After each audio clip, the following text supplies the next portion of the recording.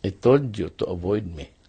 I'm telling the Filipino people, wag ako, it's gonna be bloody. Wag ako, it's gonna be bloody. It's gonna be bloody, bloody, bloody, blood. Hambog ng Sagpro.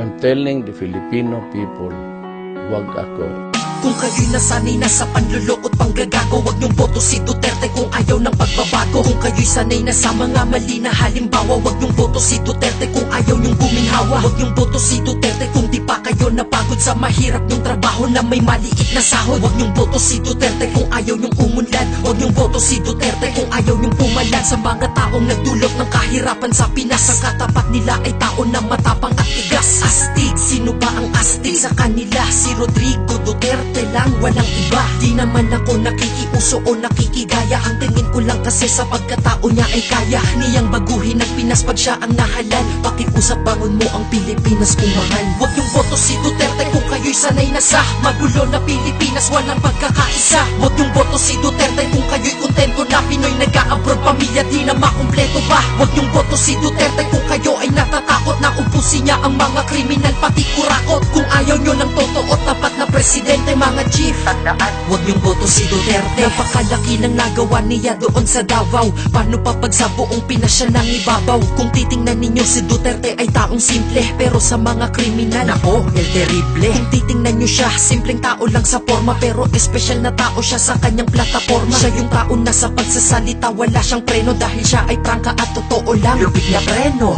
Gusto nyo ba doon sa mga taong plastic? Sasamahan pa sa bilihan ng mga adik?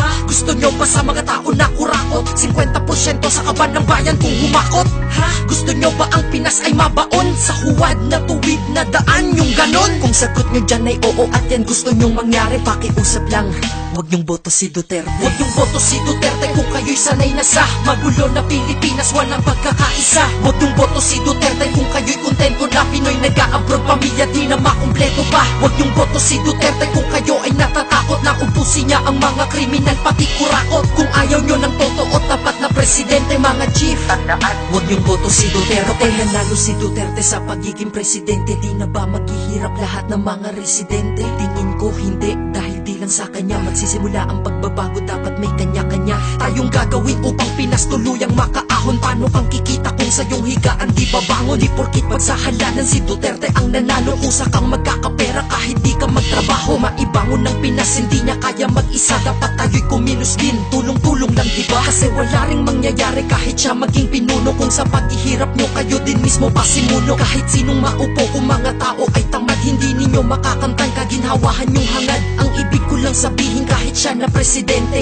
ang buhay nyo di dapat sa kanya lang idedepende. Huwag yung boto si Duterte kung kayo'y sanay na sa magulo na Pilipinas, walang pagkakaisa. Huwag yung boto si Duterte kung kayo'y kontento na Pinoy nag-a-abroad, pamilya di na makumpleto pa. Huwag yung boto si Duterte kung kayo ay natatakot na ubusin niya ang mga kriminal pati kurakot. Kung ayaw nyo ng totoo tapat na presidente, mga chief, tandaan, huwag yung boto si Duterte. Huwag yung boto si Duterte kung kayo'y sanay na sa magulo na Pilipinas, walang pagkakaisa. Huwag yung boto si Duterte kung kayo'y kontento na Pinoy nag-a-abroad, pamilya di na makumpleto pa. Huwag yung boto si Duterte kung kayo ay natatakot na ubusin niya ang mga kriminal pati kurakot. Kung ayaw nyo ng totoo tapat na presidente, mga chief, tandaan, huwag yung boto si Duterte. Huwag yung boto si Duterte kung kayo'y sanay na sa magulo na Pilipinas, walang pagkakaisa. Huwag yung boto si Duterte kung kayo'y kontento na Pinoy nag-a-abroad, pamilya di na makumpleto pa. Huwag yung boto si Duterte kung kayo ay natatakot na ubusin niya ang mga kriminal pati kurakot. Kung ayaw nyo ng totoo tapat na presidente, mga chief, tandaan, huwag yung boto si Duterte.